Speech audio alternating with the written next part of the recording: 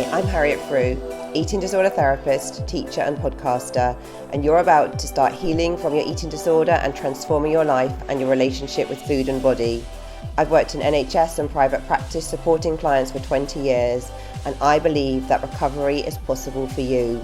This podcast dives into expert interviews, evidence-based psychological approaches, and anecdotal tips from the therapy room from my years of experience.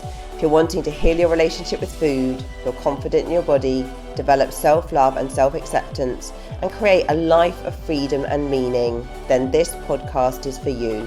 Thank you for being here. So today on the podcast, it's me. My guest, unfortunately, was not able to make it. So I'm going to be talking all about the art of loving yourself, and based around an essay by Laura Jane Williams. So hold on tight, we'll be diving in. So, something a bit different today. And this is an article I'm going to focus on called The Art of Loving Yourself by the author Laura Jane Williams. And this is taken from a little book which I love, which is called Life Lessons from Remarkable Women, Tales of Triumph, Failure and Learning to Love Yourself. And it's produced by Stylist magazine, put together as a little book. It says Remarkable Women, but if you're a man that's listening, so many of these life lessons are equally vital for you too. So please don't switch off. It's for you too. So what I'm going to do is read through some of this article, and then I'm also going to pause and reflect on some of the things that have really helped me in my journey to kind of boosting self-esteem, really finally actually loving myself. And I'm saying this to you as someone who, not so many years ago, really had self-esteem, self-worth that was on the floor and didn't even really understand the concept of loving oneself at all. But I feel very different from that now. So I'm very hopeful, even if you're not feeling very positive and upbeat with your self-worth today, that it's possible to change. Okay, so I'm going to launch in. So Laura Jane says, babe, listen, if I've learned one thing in my life, it's that nobody's job is to give you permission. Permission to like yourself, permission to want what you want and how you want it, permission to be who you are. It's nobody's job to put you at ease or hold your hand or tell you over and over again, because you never believe it the first time, just how wonderful you are. Does that disappoint you? Does that make you feel afraid? Good, because feeling afraid and living boldly anyway on the terms you decide for yourself, that's how you'll learn what it is to be magic. And you, darling, are a supernatural force. Now, I don't know about you, but for me, for years, I was always looking for permission, for somebody to tell me, Harriet, you can do this job, you can follow this path, you can be in this relationship, you can make this choice. I was always looking for someone outside of myself to validate me, to make me feel that I was making the right decision, to make it okay. And that's a really dangerous place to be in, isn't it? Because of really nobody else can really do that for us. Everybody else, even the people that love us, madly and with so much warmth and affection and encouragement, no one else is really inside our heads, and no one else really knows what's best for us. They can advise with the best of intentions, but ultimately we kind of have to give ourselves permission to walk our own path. And that's a bit scary, isn't it? But bear with me with this, because of it's such an important step in terms of beginning to build self-worth. So Laura Jane says, does it disappoint you? Does it make you feel afraid? It certainly made me feel afraid. Without self-love, we are neurotic and self-centered and insecure. We think we'll be worthy once other people tell us we loved, but it is you and only you who sets the tone for your life. To be loved, we must be loving, and that love begins with ourselves. So if we practice self-love, everything changes. We find contentment in our work, satisfaction in our relationships, kindness for who we are and how we look and what we say. Self-love affects every aspect of our days, and it isn't a privilege, it's a right. And so here are my 16 tips for loving yourself in work, friendship, and romance. I haven't mastered all of them, so I certainly won't tell you to be perfect at this either, but I dip into these ideas when I can. And with self-love, every little helps. It all adds up. Self-love is cumulative, and I absolutely stand by that. You know, the little baby steps, they add up bit by bit. So, Laura Jane's step number 1. Self-love doesn't always have to be loving. Mostly, it simply has to be accepting. Self-love is an active practice, like choir rehearsal or religion. You have to keep showing up. Self-love is a verb. It is done in the doing. Your work won't ever be done. You're not a project to be finished. There is no final level, and you can't win at liking yourself. You can only keep on with keeping on and lean into the journey of it. There is no perfect score. Thank goodness. Number 2, know that you are worthy of your time and energy. Anyone who was given a doll as a toddler learned at the youngest, most impressionable age to take care of something or someone else. And yes, it's lovely to take care of people, but we can't nourish ourselves unless our own cup is full. When the plane crash lands, we have to fit our own oxygen mask before helping anyone else. We can't help others if we're dead. We can't champion anyone unless we're fulfilled by our own words of love and kindness and care. So self-love is the most radical act of kindness for others that there is. We look after each other better once we're looking after ourselves. So just to pause a moment there, that has been a hard lesson for me because I think I grew up very much in a family where my mum, incredibly kind, giving, altruistic person, but would never really look after her own needs, you know, just so kind and so focused outwards. And her cup was always just really, really empty, and it left her exhausted, resentful. And, you know, I definitely had sort of followed in her footsteps there.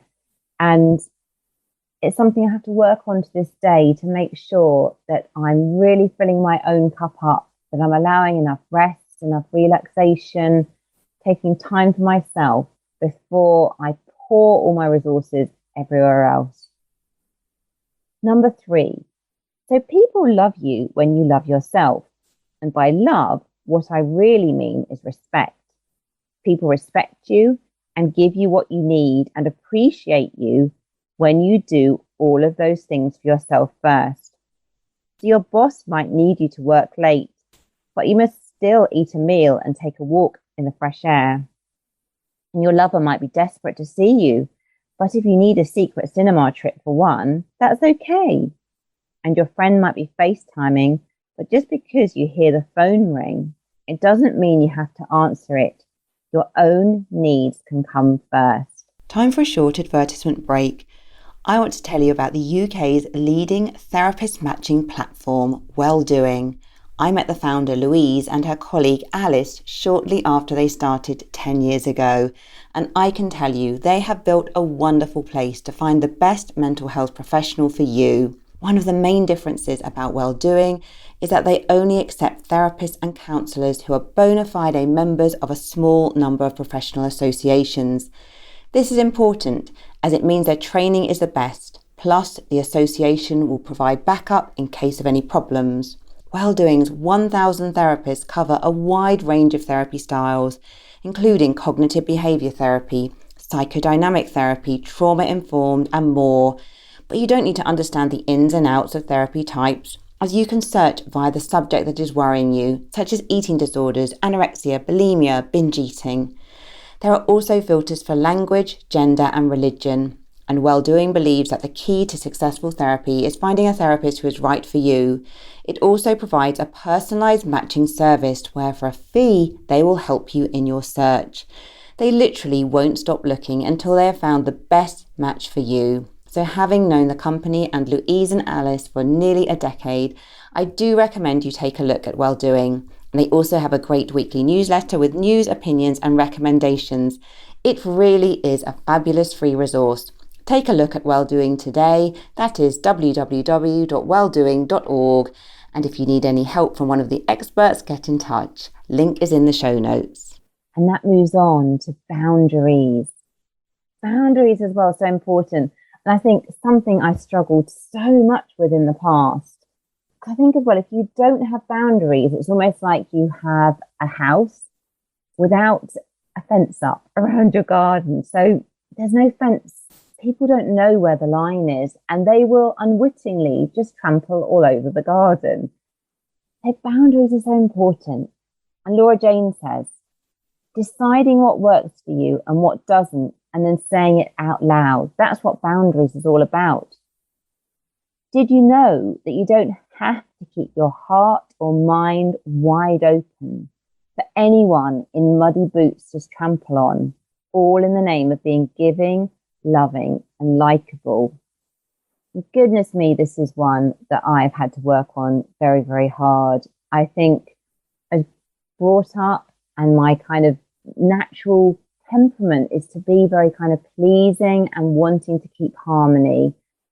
And before, sometimes I would just tolerate things that were completely unacceptable because I would feel so guilty for not pleasing others by not setting boundaries. And this caused me so much stress. So boundaries, boundaries, boundaries. Laura Jane says, having love for yourself means learning to tell folks, hey, that doesn't work for me. And you don't even have to justify why. Not feeling good for you is reason enough to say where your line is. End of. You could say, I can't travel 45 minutes on the Central Line to meet you for a drink. That's too far. I don't want to go to Bangalore for a holiday. My foundation costs £45, so no, you can't borrow it. It's hard to set the rules, but others will know how to love you if you teach them how you love yourself. And that's because, number 5, you are the expert on you. So don't let other people tell you who you are. Don't let Dave at work make out like you're the sensitive one just because you let him know his misogynist joke was rubbish. I'm about to swear then, but I won't. Or your father continue the faulty narrative that you're the selfish one of his kids because you work 75 hours a week and so you don't visit weekly like your sister. You're not socially awkward because your boss said so after that work party. You get to say who you are. You get to decide that you're empowered or daring or funny or brave or witty or sexual. Nobody knows you better than you know yourself. Trust that. Trust yourself. It's the most radical act of self-love there is to be exactly who you are and proudly. I think, again, this is something I used to struggle with so much because I was so aware growing up of the expectations that others had of me and how they saw me. And initially the pressure came from outside, but then I put the pressure on myself to live up to those expectations. And it meant kind of twisting myself to be what I thought others wanted me to be. And it made me really, really unhappy. Number 6, figure out who you are by figuring out who you're not. You can't be born again until you die. So admit it when it sucks. Give up, change your mind, try something else. It will free you when you decide to no longer be tied to an idea of yourself, but rather who you really are.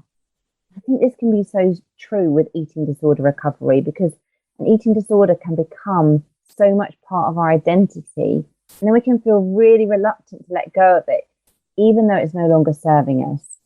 So nothing is forever. We can change. And often the thought of change, as human beings, we don't like change, but the thought of change is often way worse than the actual change itself. And I think with some of this, it's trying to just do little baby steps sometimes to do something differently before you do have to do a big overhaul of your life. Even if you ever want to do a big overhaul, the baby steps all add up. Number 7, education, education, education. Nobody ever taught me how I'd earn and save money to afford a deposit on my own house. Nobody taught me how to live in a house share or negotiate for a raise or if nipple hair was normal. I've had to figure it out all by myself, because I'll be damned if I'll let anybody take advantage of me because of my own ignorance. If self-respect starts anywhere, it's there, asking questions and getting the answers. Don't rely on anybody else to teach you. Seek out knowledge yourself. And I want to say with this, I think many people understandably are very fearful of becoming adults and taking on the responsibilities of adult life. I know I certainly was, but it's okay. It's okay not to know. You know, you can ask for help. You can read up on things. You can make mistakes. It's all part of learning. Number 8, be detached. You are not who you hang out with or who you date. And most of all, you are not what you do. You are so much more than all of that. And I'm just going to add in here as well, you're not your eating disorder. They are parts of the whole, not the defining factor. Self-love is about who you are when nobody is looking. Do you remember birthdays and only say things you mean and act mindfully? Do you let yourself believe that you're allowed to want what you want? Can you find joy? Put your value in that, not in what your business card says. Number 9, have goals that matter to you. If your goals aren't cinched with your heart, they won't mean anything. And if you have every excuse under the sun for why you can't fulfill your heart's desire, then baby, you just don't want it bad enough. And that's okay, because you don't have to be a big old dream. Because number 10, you don't have to change the world to be in charge of yours. Some people are karma yogis. They figure out more about themselves through work, and so work becomes their driving force. And it's kind of fashionable to be a karma yogi or a hashtag girl boss if you prefer, but that doesn't have to be you. You don't have to be a go-getting career girl with high heels and even higher aspirations to be important. You're allowed to simply collect a paycheck and then go home to knit or cook or train for a race or get really good at gardening. You can be a beater and still be in charge of your life, and you can lean back and still be the boss of you. Now, I know myself that I am a bit of a karma yogi. I don't know if that's how you say it. I'm very driven and very passionate about my work, but it isn't the only way. You know, you might be listening to this and just think, actually, I'm just not passionate or driven by work in that way. You know, other things light me up, and that's completely fine. You know, sometimes I wish I could be a bit less intense about my work. I wish I could devote more time to some of my hobbies or kind of playful things or baking or gardening, but I don't. So there's no right or wrong here. The key is finding what works personally for you. Number 11, don't make life more difficult than it is.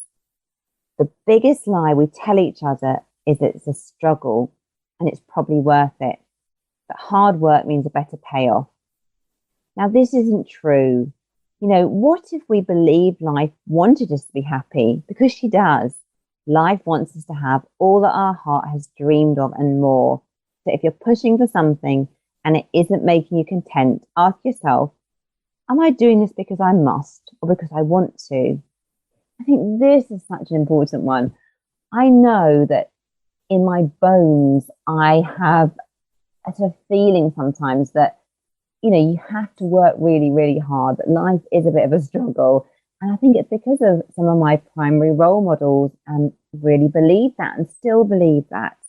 And it almost feels wrong if life is too easy or that things come easily and effortlessly.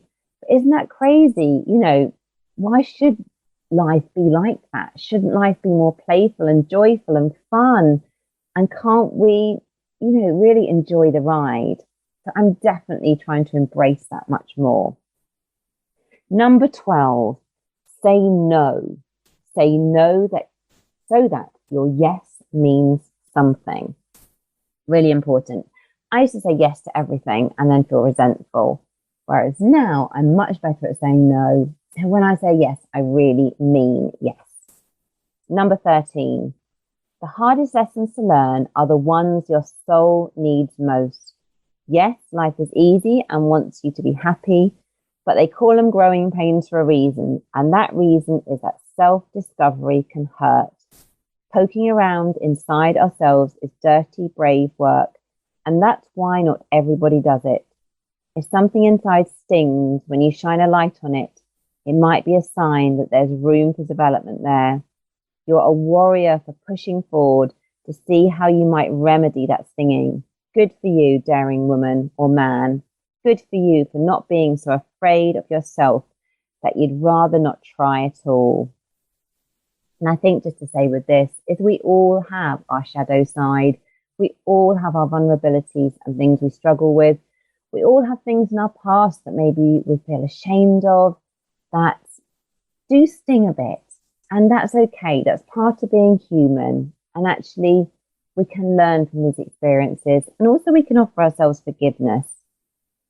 Number 14, rest is good.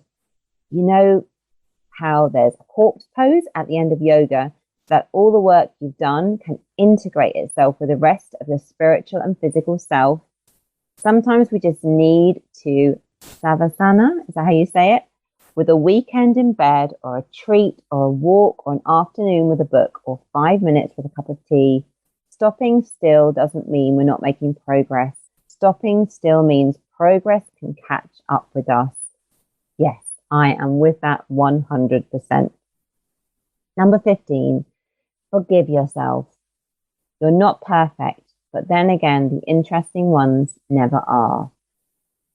And number 16, the final one, self-help author Gretchen Rubin says, self-love is represented in the act of striving to make ourselves happier every day. So what do you want in this exact moment in order to lean into happiness and wholeness and contentedness just a little bit more? Start there with a baby step and take baby steps every day, and soon you'll scale mountains. Just begin. Love yourself and feel that love grow. There is no doubt it will. I promise. Oh, so I hope you enjoyed that. I just love that article. And, if you do want to read it for yourself, if you get hold of the book, Life Lessons from Remarkable Women, Tales of Triumph, Failure and Learning to Love Yourself by Stylist. And this particular essay is by Laura Jane Williams, and it is life lesson number 3 of the book. So I hope you enjoyed this episode today. And if you're not following me already, do seek me on Instagram at the Eating Disorder Therapist. And for further support with your relationship with food, do go to the eatingdisordertherapist.co.uk.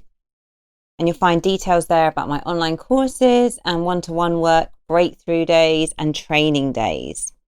If you enjoyed this podcast, I'd be so grateful if you would follow, rate and review, as it helps it reach so many more listeners. Thank you. Thank you so much for listening today, and I look forward to sharing another podcast episode with you very soon.